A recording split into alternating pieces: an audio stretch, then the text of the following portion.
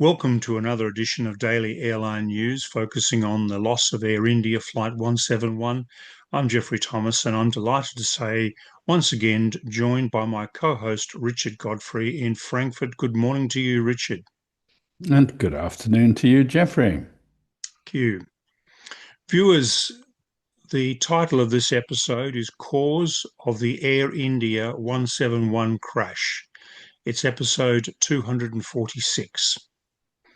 Air India 171 crashed on the 12th of June 2025, just after takeoff from Ahmedabad Airport.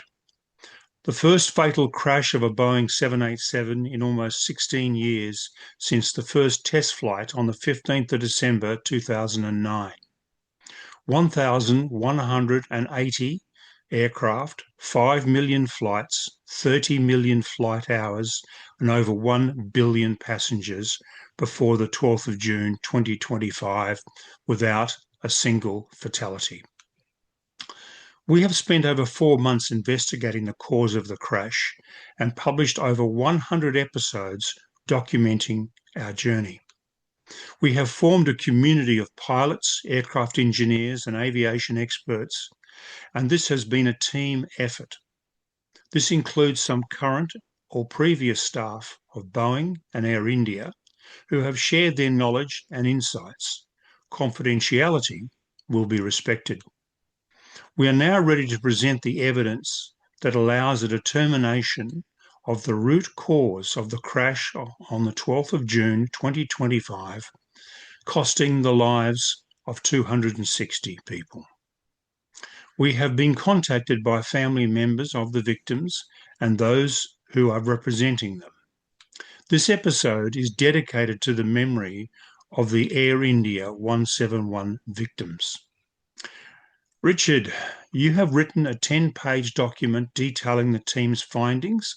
Please give us a summary, Richard. Yeah, certainly. So the key issues, both engines were shut down within 1 second of each other, and that occurred just 3 seconds after takeoff.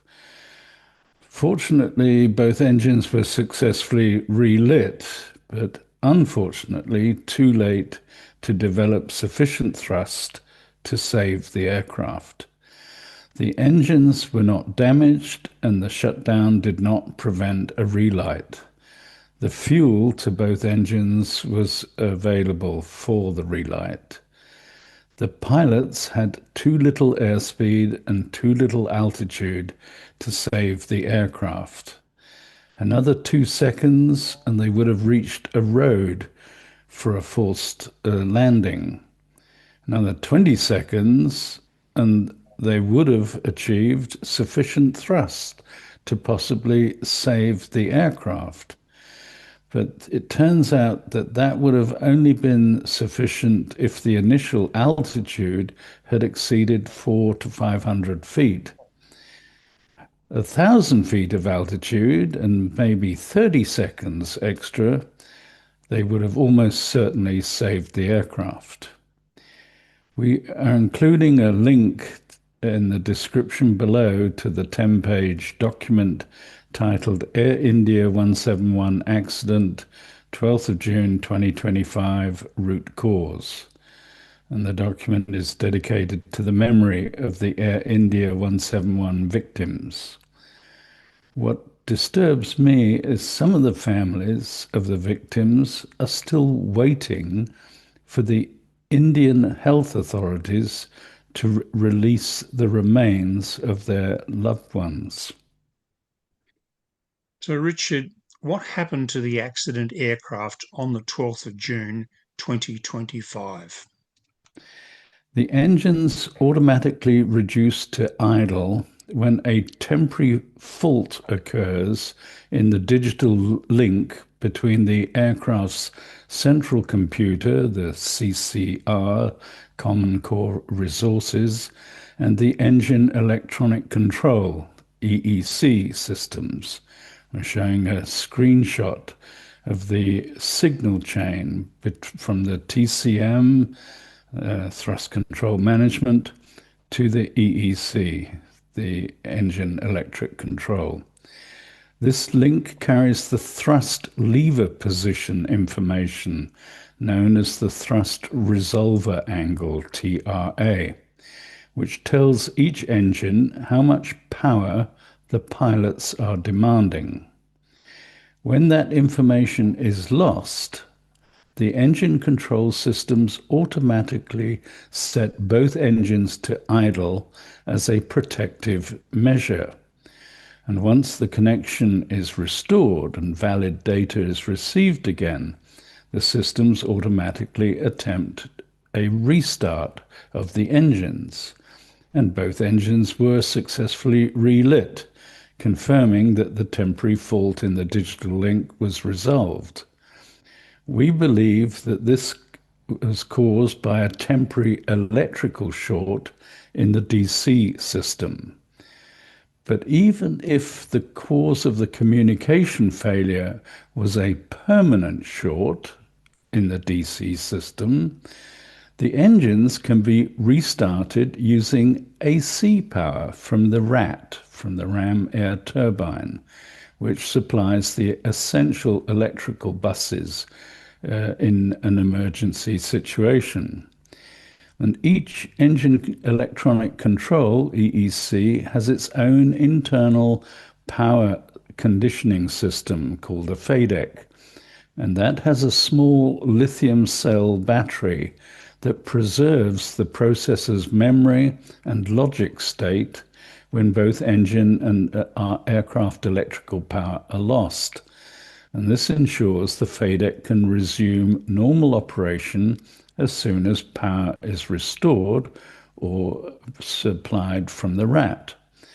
The pilots can initiate a manual relight by cycling the fuel control switches, but this will only take effect once the RAT has deployed and electrical power has been restored to the EECs and engine igniters. The root cause of the temporary fault that occurred in the digital link between the aircraft's central computers, CCR, and the electronic engine control, EEC system was an electrical short as a result of water ingress into the equipment and electronics bay. Now, Richard, we know that Boeing and the FAA knew about the problem with the water ingress, correct? Yes, they did. And the FAA state that water ingress into the EE bays will compromise safe flight.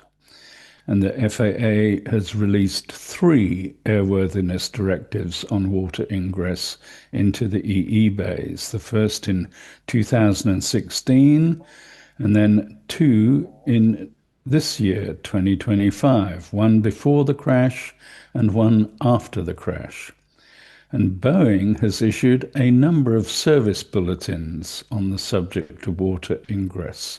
There was an alert service bulletin dated March the 6th, 2024, and another Boeing alert requirements bulletin with the same date. And service bulletins only become mandatory when they're referenced in an airworthiness directive. But this is the case. And there is a long paper trail of water ingress into the EE bays on potable water leaks requiring drip shields and water sealing and MPRM and an airworthiness directive and another one this year, which was effective June the 18th, 6 days after the crash. And that those supplemental information expanded the actions required to prevent water leaking and actually widened the scope in terms of which aircraft were affected and widened the scope to include both the forward and the aft EE bay. So there are multiple service bulletins from Boeing on drip shields and water couplings going back quite a long way. The question is, were all these ADs and SBs implemented by Air India on the crash aircraft VT-ANB? Yeah, that's the key question. And the preliminary report states all applicable airworthiness directives and alert service bulletins were complied with on the aircraft, as well as the engines. And our findings show fleet-wide delays, cancellations, diversions, and whistleblowers have informed us maintenance was overdue, maintenance was repeated, and maintenance records were manipulated, and that there were many passenger complaints. The DGCA has already issued several notices to Air India and levied fines for non-compliance on safety oversight matters. And Reuters reported in March 2025 that a government memo seen by Reuters stated that surveillance by the DGCA in India found that a required parts modification on an Airbus A320 and the VT-ATD was not performed within the prescribed time, yet the records in the AMOS maintenance system were apparently altered or forged to show compliance. The memo described that the airline's maintenance software records had been manipulated to indicate the work had been completed when in fact it had not been completed. And my question is, was this just the tip of the iceberg? Well, the question also is if the service bulletins on water ingress into the EE bays had not been done properly, what would be the consequences, Richard? The consequences of water entering the EE bay is that water can cause an electrical short circuit. Pure distilled water is actually a very poor conductor, but tap water or wastewater or urine are good conductors because they contain dissolved inorganic ions, such as sodium or chloride, potassium or calcium, as well as various organic compounds. So when such water contacts electrical equipment, these ions allow current to flow between the conductors that should remain isolated, and they create a short circuit or a leakage path for the electricity. Okay. So then, how did an electrical short circuit cause both engines to shut down? Well, if either or both DC buses that power the throttle control module, TCM, and the associated rotary variable differential transformers, RVDTs, then the signal conditioning electronics are lost. And then the throttle resolver angle, TRA, signal chain to the EEC, the electronic engine control, is broken. Shorts in the 1 to 200 ohm range on a 28-volt DC-fed TRA chain are what we call sneaky faults. They're too small to trip the protection, but big enough to corrupt signals. And typical solid-state power controllers or circuit breakers on avionics systems like the thrust control management, the TCM feeds are 1 to 2 amps. So they won't trip with a 100 to 200 ohm fault, and they will actually allow the fault to persist because the protection doesn't trip. However, local voltage drop and brownout at the TCM can pull down the RVDT excitation or the RDC's analog front end, and that results in low amplitude and or no valid excitation flags. The TRA goes invalid, And on the digital links, you will see frame errors and retries and dropouts. We're showing a screenshot of the ICAS message sequence that was probably received in the cockpit. And the net effect on the EEC, if both channels are degraded and invalid, the EEC enters alternate mode until validity returns. We observe dual engine reduction to idle. TRA becomes invalid, pushing both EECs to command thrust defaulted to idle. That results in an ICAS message in the cockpit, EEC engine thrust low. To put it simply, the engines no longer know what thrust the pilot selected. Richard, we also know that both engines were successfully relit. Yes, and that tells us a lot. Uh, the EECs, PMAs, igniters, the full fuel metering units, and the core engine hardware are healthy. If any of those were fundamentally bad, you wouldn't get two clean relights.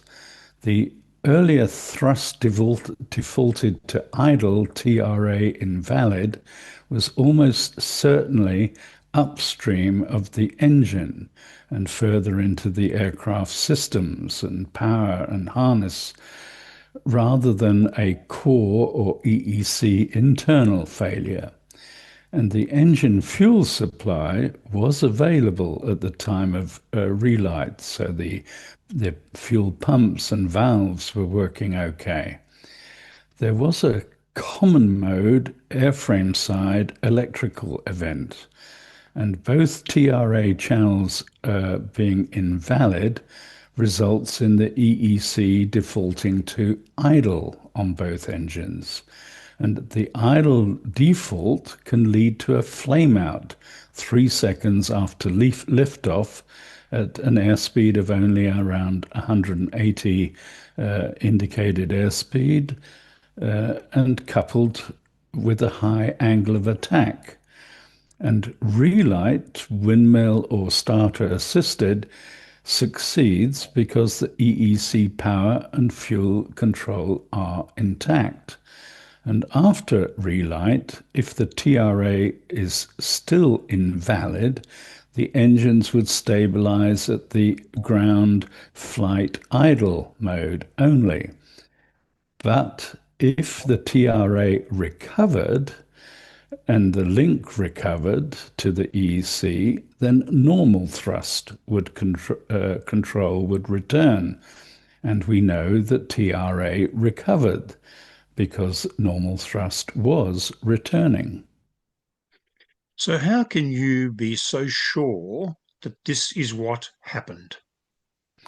Well, that's relatively easy. You can test and you can repeat exactly what happened on the crash flight using another Boeing 787. And with the airplane powered on the ground and the engines off, you can introduce a temporary current limited resistive load between 120 and 150 ohms across the suspect 28 volt TCM feed to its return line within the maintenance manual allowances and watch what happens. The excitation amplitude will collapse. The RDC will have no reference low gain. The TRA will go invalid. And the EEC transition to idle will default. And this is a very strong and simple A/B demonstration, which you can do safely with an instrumented harness and a dummy load. Mm. So, you can reproduce the event on the ground safely in a test on another 787 8. Exactly. And we can supply the test procedure. It's not difficult. And if that test is successful, in demonstrating the crash scenario that we have outlined, then we are proposing an FAA policy change. New FAA policy proposal is as follows. If TRA becomes invalid within 30 seconds of liftoff and below 1,000 feet above ground level, both EECs shall hold the last valid thrust not exceeding the selected takeoff rating and hold that thrust symmetrically on both engines for up to 30 seconds. And that is subject to the usual health and energy checks and cutouts from the FADEC. And there should be an explicit crew annunciation, an ICAS message saying that this mode has been entered. And no automatic thrust or manual thrust increases above that previously selected level are permitted. If the almost simultaneous common cause transient or intermittent fault that caused a dual engine shutdown but allowed a dual engine relight. Yeah, it is a very plausible cause of the crash. The timing of the events in the crash line up perfectly with the fault recovery times for a communication loss between the CCR and the EEC. And the CCR, the Common Core Resource in the 787's central computing and power distribution backbone, routes via the ARINC 664 AFDX communication between the major systems, including the EEC and the FADEX. And if the CCR-EC link fails, the EC loses data from the airframe, including the throttle resolver position and other shared signals. In that state, they automatically command fuel cutoff to prevent an overfuel or uncommanded thrust condition. And when valid data returns, auto start relight proceeds, explaining the dual shutdown, but relightable engines. And they explain why timings match exactly the network failover and timeout windows. And that squarely places the event in a systemic hazard and the common cause territory. And to prevent an uncommanded thrust increase or overfuel condition, both EEC channels A and B revert to a fuel cutoff protection mode. And this means the commanded fuel flow is set to 0, the fuel metering valve closes, and engines begin to wind down. And no restart is possible until a valid CCR-EEC data link is restored. And this is a deliberate design feature. It's safer to lose thrust than to risk an uncontrolled or asymmetric thrust event. But it's not safe at 200 feet and at low speed. Yeah, you're exactly right. And that's the point we're trying to make with the FAA policy change proposal.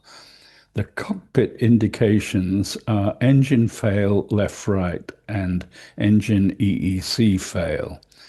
The thrust lever position will appear normal, but the engines will spool down.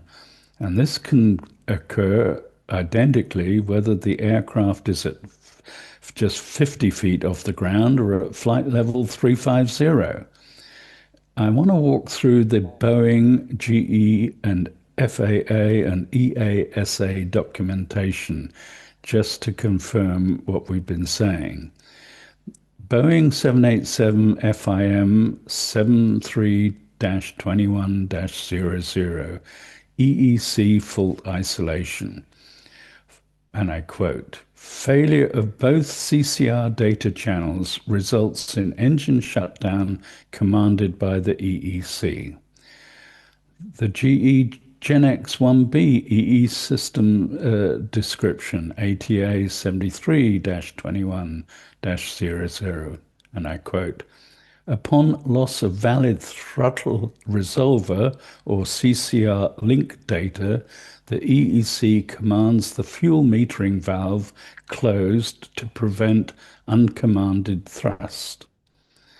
And FAA AC 33.28-1 on engine control systems, and I quote, fail-safe state shall not produce hazardous engine output. The default shall be fuel off if thrust command validity cannot be confirmed. And the Boeing 787 aircraft maintenance manual, engine controller description and operation confirms exactly that is the case. The Gen X maintenance manual actually notes that EEC commands engine shutdown upon loss of valid aircraft data or invalid thrust lever angle inputs. And the fault isolation manual confirms CCR EEC communication fault as a condition that results in EEC commanded engine shutdown. And the FAA and EASA documents confirm that the protection logic must prevent overthrust or fuel mismetering. So, Richard, in this report, what sources of data did you use for the full investigation? The timeline of events is shown in an Excel spreadsheet, and that's included in the report and in the description below. The sources of data used are listed beside each data entry in that timeline spreadsheet. All event timings referenced in this analysis are drawn directly from the accompanying analytical spreadsheet, and the source column identifies the origin of each information data point. It mentions the AAIB India preliminary report. It talks about the ATC communications between the pilot and the ground. It talks about the airport ground radar data. It mentions the flight radar 24 ADS-B data. It mentions the airport CCTV footage. And this information has been brought together and is part of the original evidential data set and underpins every timing correlation used in our report. By explicitly noting these independent sources within the main report, the provenance of the data is transparent and verifiable, clarifying that the analysis rests on cross-sourced empirical evidence and not just simply on derived or inferred timing estimates. And all of the data is in the public domain. Now, Richard, what should happen next to make sure this never happens again?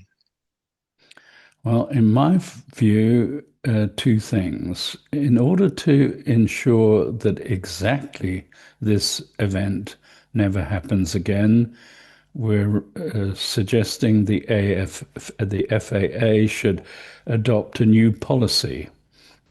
And that will result in Boeing either replacing or interposing the DC bus tie with an isolation which is bidirectional, using DC-DC converters, or redesigning the fault detection logic to never tie buses automatically, unless the fault is confirmed as being non-destructive.